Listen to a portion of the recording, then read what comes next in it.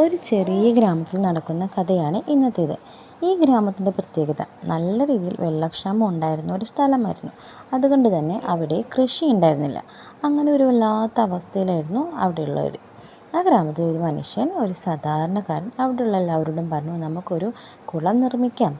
അങ്ങനെ ആൾ തീരുമാനിച്ച് എല്ലാവരോടും പറഞ്ഞു, നമുക്കൊരു കുളം നിർമ്മിക്കാം, മഴ പെയ്യുമ്പോൾ വെള്ളം ശേഖരിക്കാം, അങ്ങനെ നമുക്ക് കൃഷി നടത്താം എന്നൊക്കെ പറഞ്ഞ് മനസ്സിലാക്കാൻ ശ്രമിച്ചിട്ട് ആരും തന്നെ അത് മൈൻഡ് ചെയ്യുന്ന പോലുമില്ല.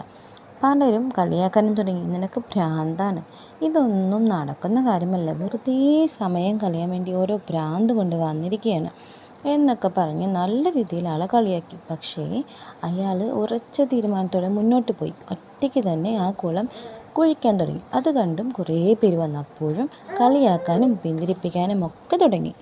പക്ഷേ അയാൾ അതൊന്നും ശ്രദ്ധിക്കാതെ പിന്മാറാതെ വീണ്ടും ട്രൈ ചെയ്ത് ഒരുപാട് കാലങ്ങളെടുത്തിട്ടെങ്കിലും ആ ലക്ഷ്യം അദ്ദേഹം കംപ്ലീറ്റ് ആക്കി.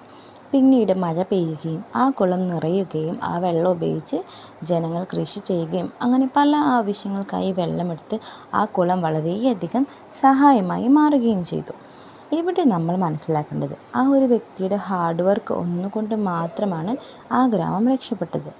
നമ്മളും ഇതുപോലെ എന്തെങ്കിലും ഒരു കാര്യം ചെയ്യാൻ തീരുമാനിക്കുമ്പോൾ പല ഭാഗത്തു നിന്നും അതിൽ നിന്നും പിന്തിരിപ്പിക്കാൻ വേണ്ടി ഒത്തിരിയേറെ കമൻറ്റുകൾ വരും.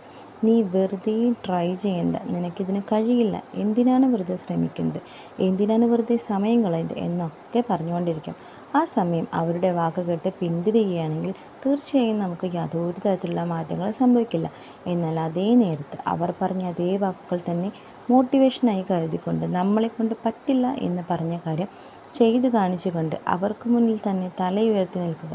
ഇമ്പോസിബിൾ എന്ന് പറഞ്ഞ കാര്യം പോസിബിളാക്കി കാണിച്ച് കൊടുക്കണം, ഇദ്ദേഹത്തെ പോലെ തന്നെ.